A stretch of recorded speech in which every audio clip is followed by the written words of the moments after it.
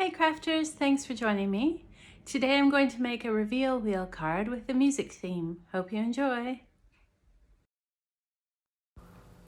So I started this card on a piece of paper that's 5 by 7 inches, which will be the finished card size.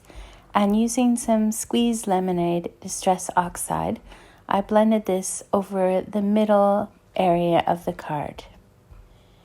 I was kind of inspired by a spring color palette for this card, so I used a lot of bright colors on this background. So once I was happy with the squeezed lemonade, I went in with some cracked pistachio, which blends really well, and I added this above and below the squeezed lemonade areas of the card.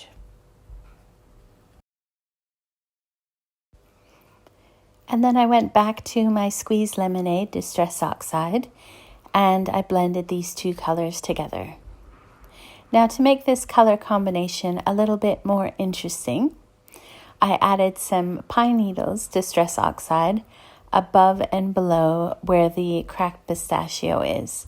And just by adding that darker color, it really helps to enhance the colors on this card. Now this ink pad is a little bit dry, so it needs a little bit more effort than normal. But I'm going to continue adding that pine needles on the top and the bottom. And then once I'm happy with that, I can blend it into the cracked pistachio. Now I wanted to create a scene on the front of the card and have a bit of a stage where the critters would be standing, but I didn't want to distract too much from this beautiful color palette. So the first thing I did once I finished blending these colors together is I mixed some perfect pearls with water, and this is the perfect pearl color, and then I sprayed this over the entire background, and I let this dry naturally, which took a few moments.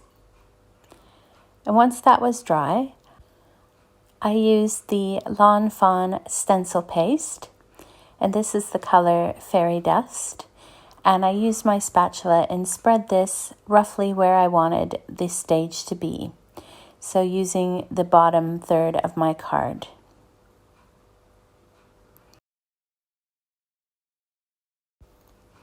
And I didn't worry too much about making the line at the top perfectly straight, but you could always use a bit of post-it note tape or a piece of paper to mask that area if you want your stage or your stencil paste to be in a perfectly straight line. So just using that flat stencil, I smoothed out the stencil paste until I was happy that I'd created a bit of a stage on the bottom of my card. Now I wanted this to be completely dry before die cutting it, so I left it to dry overnight. And then I used the reveal wheel template, and this arced piece is the piece that comes with the reveal wheel, and I just lined that up in the middle of my card and then used some washi tape to secure it and then die cut these pieces. I also die cut the other pieces you'll need for a reveal wheel, a blank piece, the big circle, small circle, and an arrow. Now on the big circle, I used this music note stamp, and that's from the Critter concert, and I just bent it so it was a bit arced. And then using a couple different colors of Distress Oxide ink, I stamped these music notes around the outside. And I just used that embossed edge, which is easier to see in real life, and just stamped the music notes slightly below that so that they will show when the reveal wheel is turned, and it will look like the music is changing color. Then I put the mechanism together with a tiny split pin, and I used some 3mm squares on the back of that tiny circle. So then I lined up my reveal wheel and secured it to that extra die-cutted piece. just to make sure it was in the right place, and added some foam squares. And my top tip for this is to add some foam squares underneath the reveal wheel without removing the backing paper. And that helps lift up the reveal wheel and stop it from getting squashed. And I added an extra bit under there as well. So then I'm going to adhere the background onto a 5x7" piece of paper. And I used double-sided tape because the fairy dust stencil paste makes the paper a little bit wonky, so this helps to keep it nice and straight. And then I adhered my reveal wheel component. So for my images on the card, I used lots of these critters from the Critter Concert stamp set, and I stamped a few of them multiple times just so that I had lots of images, and I die cut and colored these with some very light Copic colors. So I'm just going to adhere everything into place, and some of the images I'm going to have coming off of that reveal wheel square. So first I'll add my conductor at the top here, and he's hovering over the music, so he needs his baton. And the other critters will be slightly on the stage, but off of that reveal wheel area.